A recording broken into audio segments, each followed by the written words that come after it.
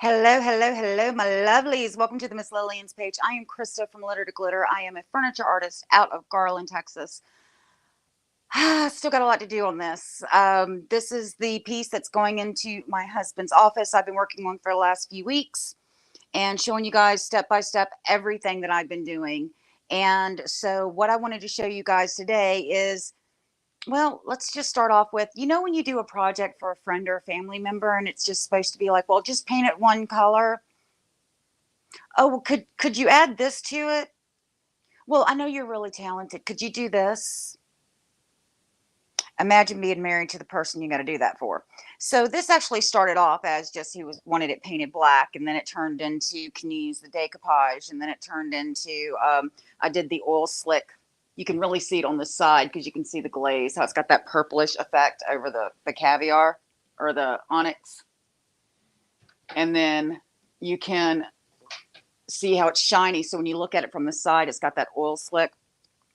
Hey, Ann. And then it turned into, well, there's custom hardware. And then, well, can you do some cogs and stuff to put on the top and decoupage? So it's just one thing after another that's been added to this piece. But I wanted to show you guys up close the custom hardware that my husband did. And I'm going to give him props. My husband did this. He gets, if y'all know Shorty, he comes in and he paints as well. Hey, Cat. And so he decided that he wanted custom hardware. So he went out and got these little monkey wrenches, and yes, they're Stanleys, and they do work. See, they're real. And what he did was he drilled through them and then screwed through them. And our spacers are actually, let me see if I can do this. Get you guys off the tripod. The spacers are actually sockets. So you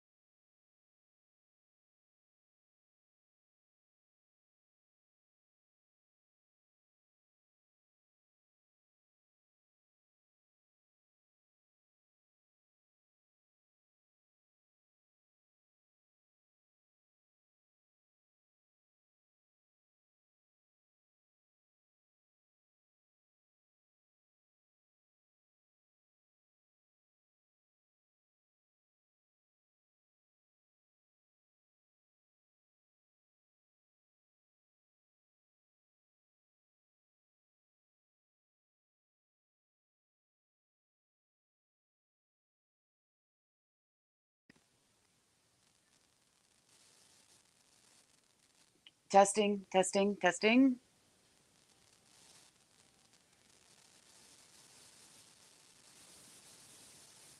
Okay, can y'all hear me?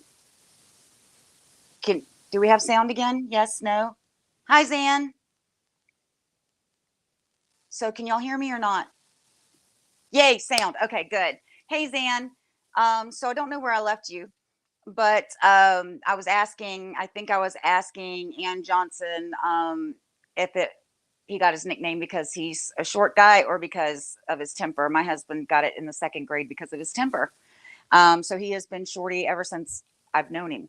So what I'm going to do right now is I think, yes, there's my lighter. And I don't know what happened with my sound just then because I didn't do anything different. This is the grandpa's truck that is a part of this decoupage pack. And just like I did with these, where I burned the edges, I am going to be burning these edges as well. Let me get you guys back a little bit. And I'll show you guys the cogs in just a second. I did get the gilding wax on top of the, see, here I am. I did get the gilding wax on top of the cogs, and they look really, really good. So Zan says, now she can hear me. I don't know what happened with my sound. I didn't touch anything. I didn't mute my mic or anything. Technology, you got to love it. So a lot of people will wet tear these edges. And what that is that decoupage paper is you could just take a wet, just a damp paintbrush and go around it and just tear it. And it kind of gives it a jagged edge. I like to burn my edges. So that's what I did on the other decoupage that's on this. And that's what I'm going to do on this. And then I'm going to put it on the top. And once I am done burning this, hey, Zan. Yay, sound. Oh, awesome. Always good to have sound. And so I like burning the edges of my decoupage paper when I'm doing something that's like old and rusty looking and crusty looking. To me, it just gives it a little bit element that you don't see on a lot of pieces. And also, it gives me a chance to play with fire. So it's a creative way to use your fire in your art process. And, you know, you do what you got to do sometimes. So, and then what I do, and you won't see this because I won't take my phone out of the tripod again.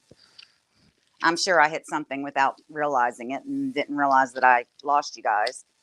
Is I will put it upside down on the floor, and I will take just a shop rag and wipe the crusties off before I put the decoupage, before I put it on the piece itself. And the reason I do that is because when you do your overcoat, your top coat, and you've got these crusties and stuff, the ashes, it'll get into your top coat. And actually what we've got planned for this top coat, I don't know if I should actually brush it off, because what we're going to do is after I get this down and get this top coated, I'm going to show you guys the cogs that are going to be placed around it. And then he wants me to do some of the Southern Rust Kit around the top as well. And then we're going to put an epoxy. We're going to do an epoxy pour on the top, because this is going into his office around a bunch of truckers. And, you know, you've ever been around truckers, car guys.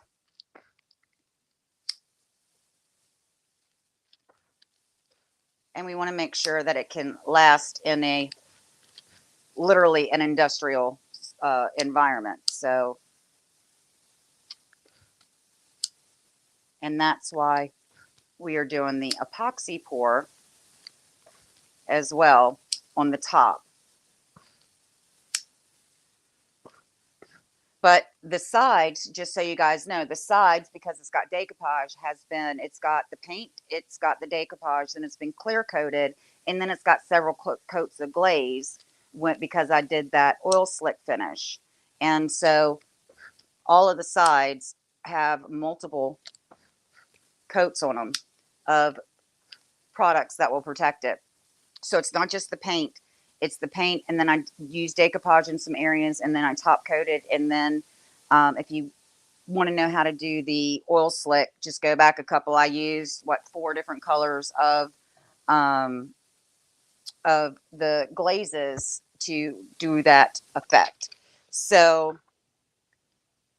fire. Zan says fire. I'm a bit of a pyro. Yes, Zan, I admit it. So am I. So let me get that out the way. There you go. I'll put it up there so I can find it later because it's me. You know, I put stuff in a safe place and then forget where the safe place is. That's just the way of things. So I'm not going to touch my camera, but I am going to lift you guys up. So I'm just going to use the crank on my tripod and crank you guys up because I have learned my lesson. I am not taking the phone out of the tripod. And then I'll move you guys in closer and then move it down. There we go. And so also my son, Austin, he thinks that let me move this so I can get behind it. Like I said, lots of moving parts, guys, lots and lots of moving parts. My son says that the burning, when I was doing this before, where did I put my water bottle?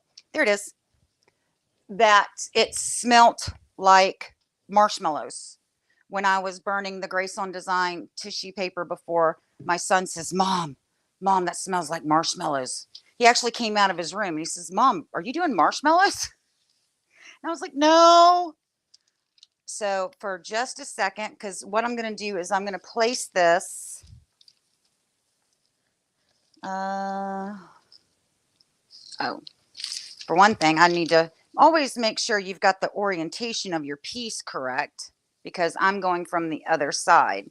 And so I don't want it perfect on here, you know, straight or anything.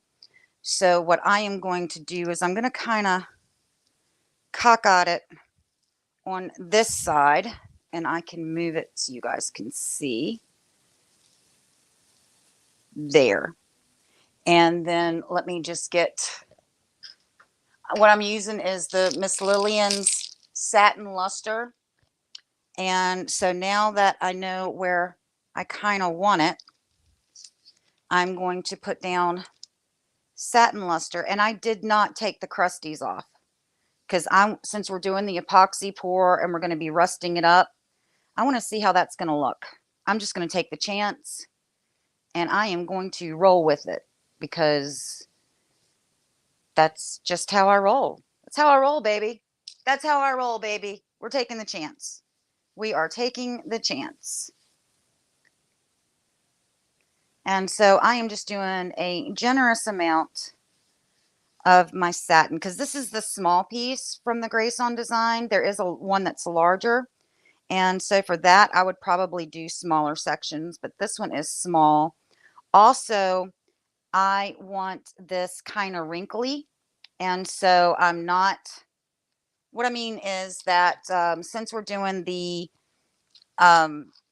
epoxy over the top, I'm not looking for this to be absolutely perfect and beautiful. I do want it to kind of look a little aged, a little crustied up, a little rustied up.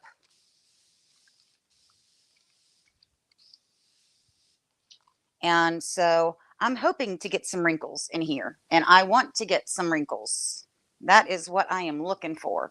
And so what we're going to do is I'm going to lay it, and I know that I didn't put it get it everywhere. So what I'm going to do is I'm going to lay it out in its entirety. Yay, I've got wrinkles. Good. Also, what you can do if you do want some wrinkles and stuff in it is that, and that's why I'm not using, you know, like a really nice blue tool or anything on this. That's why I'm using my sponge, is so it will give me some wrinkles. Not a lot, but it will.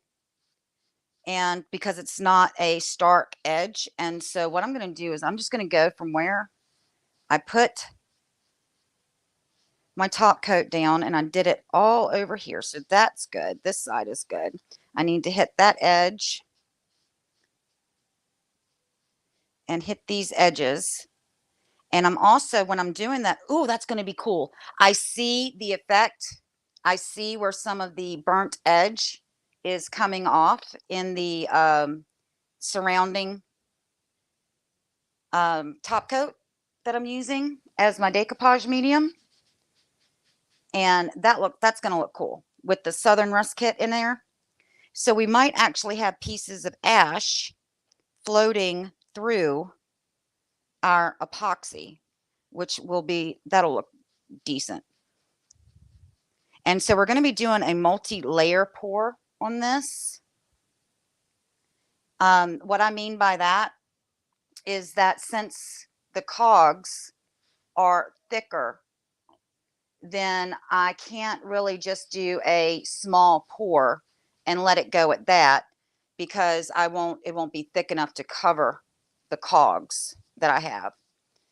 And so give me just a minute. Let me get down this edge and I will show you guys the cogs and get that down. Oh yeah, that's going to be neat, because I can see as I'm doing this and I'm patting that edge, I can see where some of the rusties and crusties of where it was burnt is coming off into that top coat. And so I'm going to leave that. Oop, I need to get that edge over there. I thought that I had enough over there, but I didn't. Nope, I certainly did not. I can see that now. And then let me just spritz that. It's dried just a little bit. And so I'm going to flick that down and go from the inside to the outside. Yeah, I think that's going to give us the effect that we're looking for. And not really, I'm pushing some air bubbles out, but I'm not, like, oh, it's got to be perfectly smooth like I normally would, because I want to give it that age look. What you can also do before you put down decoupage and you want it to be wrinkled is that you can actually crumple up the paper. You can, after I burned it, I should have actually probably crumpled it and then put it down, because that would have given me a great effect. So I'm going to come back around. I'm going to move this back. See, like I said, when I get to working on this project, there's so many moving parts, and he keeps adding stuff. He keeps adding stuff. So let me get that back. Let me get you back up, because I want to see you guys' face. Okay. And yep. Now, let me show you the cogs, because once this top dries, whoops, trying to get you guys straight. Once this top dries, what we're going to be doing is, here is one of the cogs with the Southern Rust Kit and also the gilding wax on it. Let me see. I think I need to turn on my camera, my ring light. There we go, so you guys can see better. That is the Southern Rust Kit with a couple of different of the gilding jewels on it to make it pop. And like I said, you can see that these are not, paper thin. These are thicker.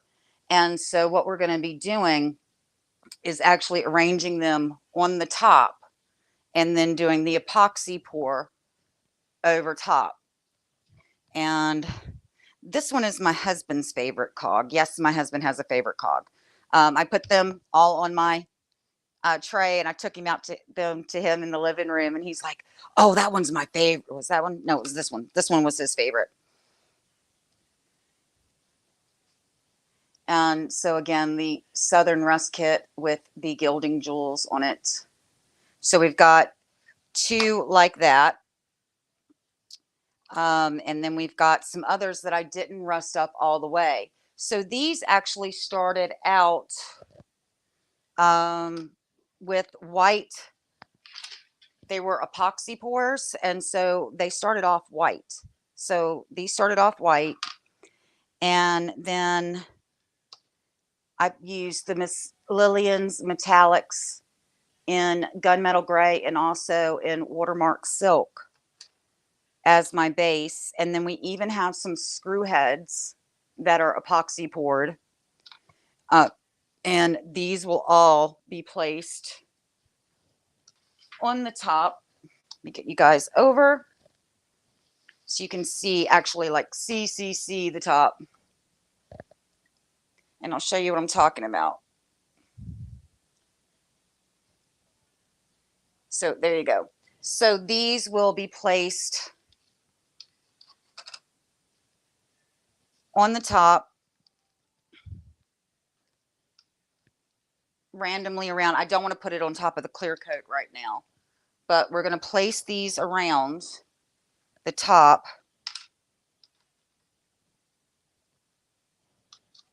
And then we will epoxy pour. But after I get this clear coated, I will also be doing some of the Southern Rust Kit over top of, and I might actually even put some on over the decoupage as well. Oop, there it is. Yep, lots of moving parts. You see there's bunches and bunches. And let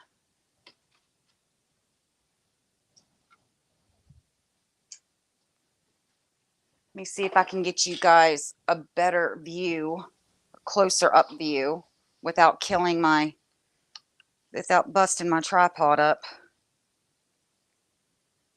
And so that's what I am looking at doing. So like I said, once this decoupage dries, I'll clear coat it, and then I will be placing the cogs down. No, excuse me, I will clear coat it, and then I'm going to do the same effect with the glaze as it's on the rest of the piece. Then I will glue the cogs down, and then we will be doing the epoxy pour.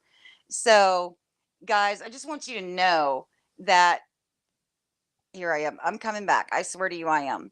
That when you do pieces for friends and family, quite often they start off as a, well, it's going to be real easy for you. You know, I've had this piece and I don't have anything, you know, special I want done to it, other than maybe like a one color and maybe a light transfer or something.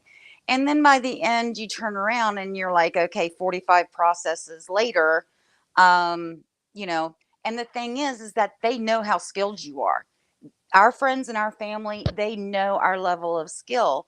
And so they'll come to you and they'll say, well, hey, can you do this? And you can't tell them no, because they're like, well, I saw you do that on this piece. What do you mean you can't do it? You can't really, because they know you. So, you know, don't be discouraged by those pieces. Those are the pieces that become family heirlooms. Those are the pieces that get loved on the most because your heart's in them and for their heart. And so that is a beautiful, beautiful thing. It's frustrating when you're going through it. It's frustrating, especially when you think you're almost done and then they go, I had a thought. Famous last words. So I will be back here next Monday with a new project. I am knocking this out. You're not going to see this. Well, you'll see this on my Litter to Glitter page, but I will come back next week with a new project for Miss Lillian's. And I'm actually not even sure what's up next. I've got a couple of customs in right now that what I need to do is get them sanded down and everything. And just a side note, you guys, I know that many of you have been following my page. I do start treatments on Wednesday. And so that's why next Monday is up in the air. I'm not sure how I'm going to feel after my treatments, but I will definitely keep posting and let you guys know. And so I just wanted to keep you guys up to date. And so I will see you guys back here next week on the Miss Lillian's page at 3 Eastern, 2 Texas time, y'all. So thank you so much for joining me, and I will see you next week. Bye, guys.